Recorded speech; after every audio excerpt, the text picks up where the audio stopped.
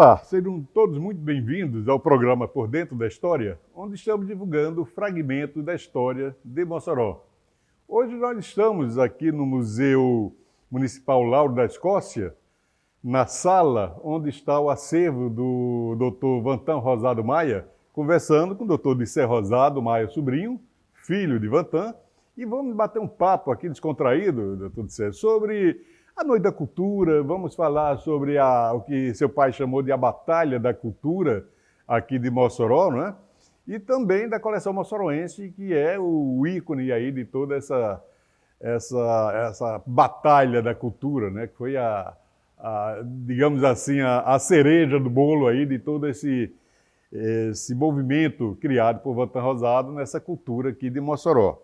Para começar, a gente está aqui nesse final de setembro, dia 30 de setembro, o museu e a biblioteca pública vão completar 71 anos de fundação, né? Foram fundados em 1948 por Dissé Rosado, e aí tem uma história bem interessante, que diz que quando ele estava preparando o plano político dele, foi convidar seu pai, Dr. Vantan Rosado, né, para ajudá-lo, e Vantan fez um pedido que ajudaria, mas ele se comprometeria a fundar a biblioteca e o museu, né? Fala um pouquinho mais sobre esse movimento, essa luta de seu pai nesse sentido, né? Pois não, Geraldo. Eu tenho muito prazer em sempre conversar com você, que tem muito conhecimento sobre a nossa história e com os seus telespectadores. Realmente, Vantan era um obstinado nas coisas que buscava e fazia, e conseguiu mesmo, do prefeito da época, de Dissé Rosado, essa promessa. E logo nos primeiros dias de governo, esse intento foi conseguido, foi formulado, a documentação foi feita e foi uma luta grande para então implantar a biblioteca e o museu municipais.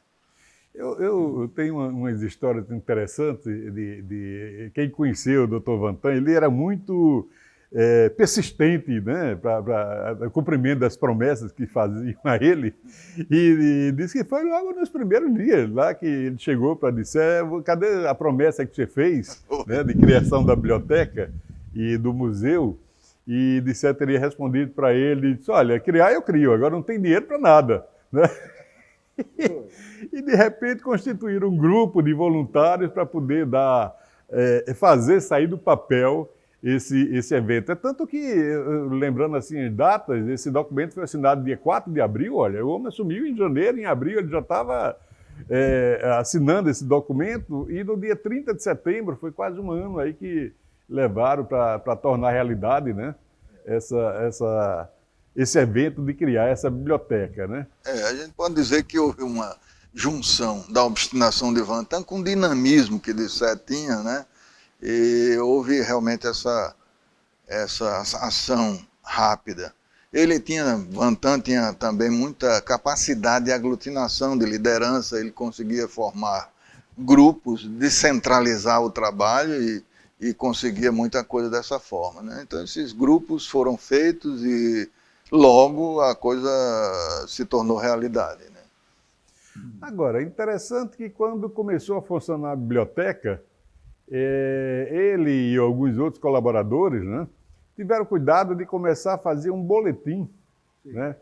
Seria um informativo que eles registravam todo mês o movimento desses aparelhos, né, tanto da biblioteca como o museu, que eles chamaram na época de boletim bibliográfico. Boletim bibliográfico, Então, era mimeografado, né? Uma tecnologia que é até difícil de explicar hoje em dia como era, mas é muito, muito primitiva em vista da modernidade de hoje, mas era datilografado e depois rodado e de uma forma muito artesanal, e falava exatamente sobre aquele movimento da biblioteca, o movimento do museu, a visitação, os acontecimentos, as palestras, os cursos que aconteciam num e noutro, e também eram publicados artigos, e ele incentivava, né, as pessoas da terra ou de outras cidades a escreverem artigos também que compuseram o boletim, né? O boletim que foi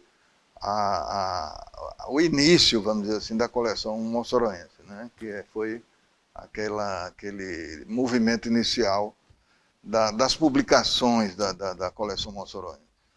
Bom, nós estamos aqui nesse espaço onde abriga, nessa sala do museu, onde abriga o acervo particular de Vantan, né? O acervo, a biblioteca e alguns quadros e monumentos aqui de Vantan.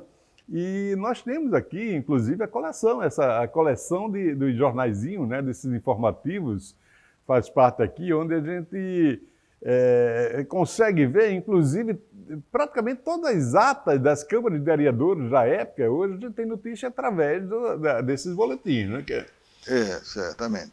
Então, e a coleção moçoroense, que começou assim de uma forma tão, vamos dizer assim, primitiva, mas com muito carinho, muito dinamismo, muita obstinação da parte dele, desse grupo, se tornou essa gigantesca obra que é hoje a coleção moçoroense, né? Então, praticamente tudo a gente pode encontrar como assunto, como tema, dentro dessa coleção moçoroense.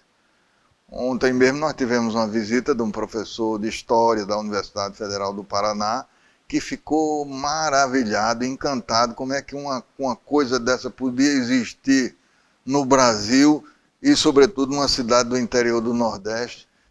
Quando ele viu, por exemplo, Sesmarias, né, a coleção, como é que pode isso aqui dar uma tese, 2, 3 teses de doutorado, de mestrado, dá muita coisa, quando ele folheou. E vamos dizer, não é um trabalho totalmente, vamos dizer assim, original, né? As Sesmarias estão lá, facsímile, então é uma fonte de pesquisa maravilhosa, assim como você citou toda a história, muitas fontes de consulta para a história, para os vários temas que a coleção moçoroense abriga. As Sesmarias eram um conjunto de documentos que autorizavam as pessoas a ocuparem a terra, né? Então, na época, queriam colonizar aqui a região e era doado terra para quem quisesse, se propunha a chegar naquela região e começar a desenvolver, né? Construir, desenvolver.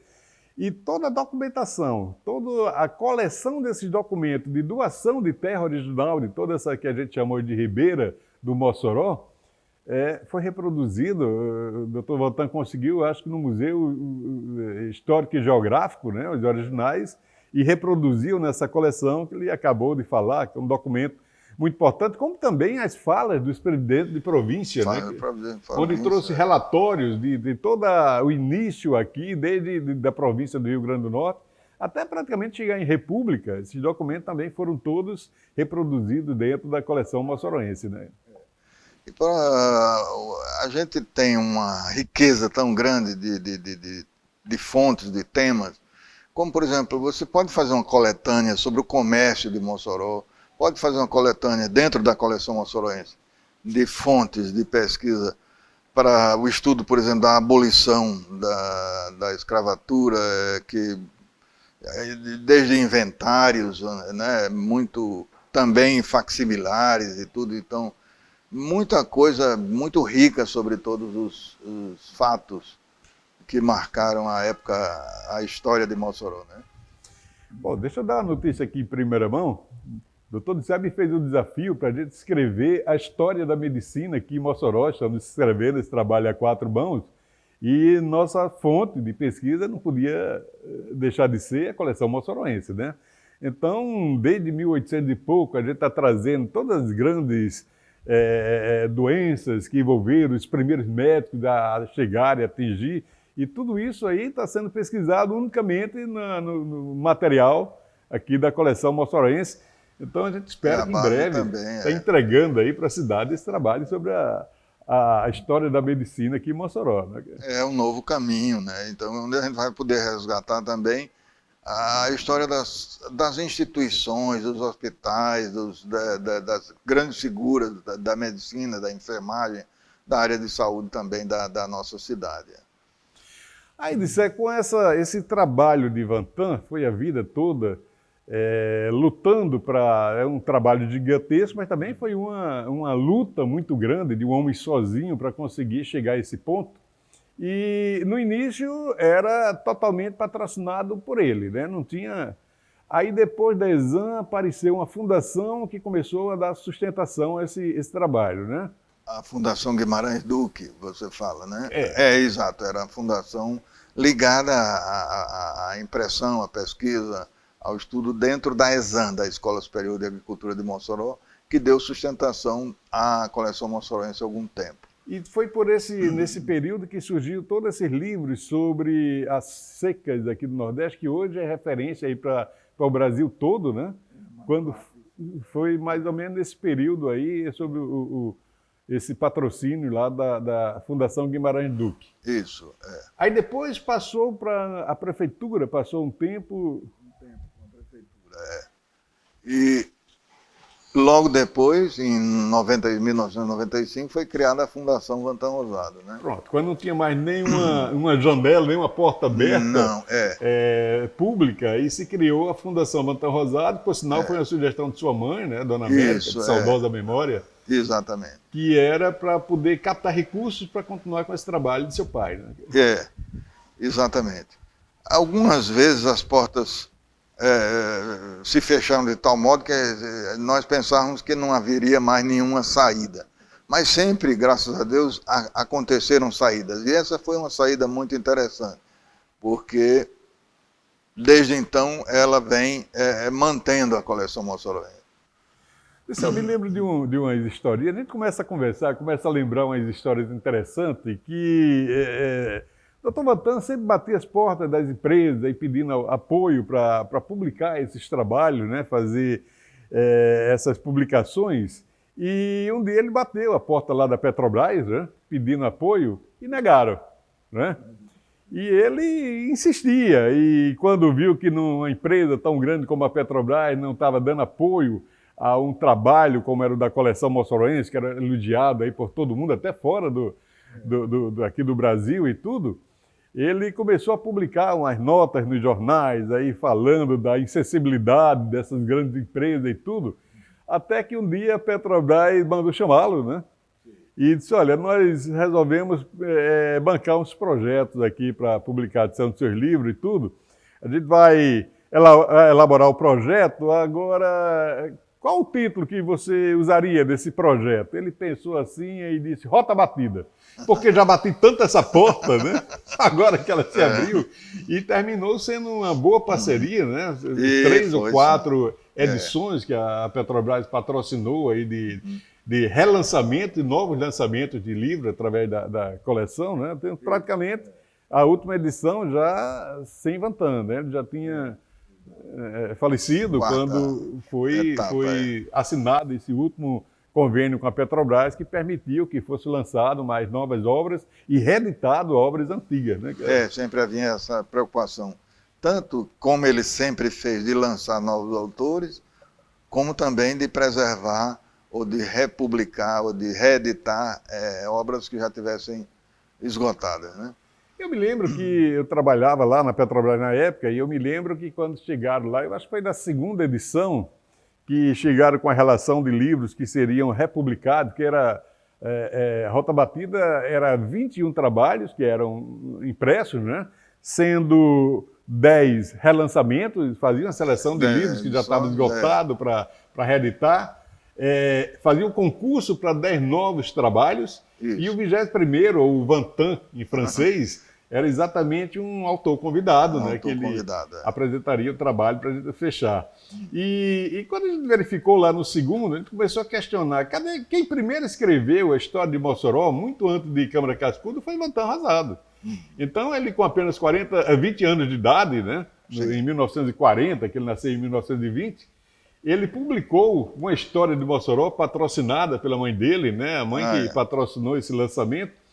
E nunca mais saiu, né? Ele foi desde 1920, depois ele incentivou o Odissé, o Dizuí da época, a publicar, a convidar a Câmara Cascudo para publicar uma história de Mossoró, mas a dele ele nunca republicou, mesmo na coleção, quer dizer, nunca tinha sido publicado na coleção moçoroense. E a gente fez a solicitação e, de repente, conseguiu republicar. 60 anos depois. 60 anos depois, republicou essa história de Vantan, né? A história de Mossoró. Ele que reeditou tantas obras, inclusive de Luiz da Câmara Cascudo, pioneiramente, vamos dizer assim, ou solitariamente, né, com um movimento para reeditar Câmara Cascudo. O livro primeiro dele, ele nunca tinha reeditado, nós conseguimos então incluir nessa lista, e 60 anos depois é que o livro dele foi reeditado. Foi né? publicado pela primeira vez na coleção moçoroense, que antes não existia. Sim, nem existia a coleção moçoroense. Exato. Foi reeditado. O interessante... Dentro da coleção. Dentro da coleção, né? O interessante é que teve uma repercussão muito grande, porque ele tinha publicado a história de Mossoró, ele fez várias, eu acho que está na 6ª ou 7ª edição da história de Mossoró de Luiz da Câmara Cascudo. O nosso primeiro historiador, Francisco Fausto, nunca tinha publicado nenhum livro, apenas artigos isolados. Ele juntou tudo isso nos jornais e publicou como fosse uma história de Mossoró, a segunda história de Mossoró. Isso. Quando na realidade não era. Fausto, quando morreu, não tinha livro, né? Ele, digamos assim, ele terminou juntando, organizando lá uma história de Mossoró com os artigos de Fausto e o dele mesmo, que bem anterior inclusive de Câmara Cascudo.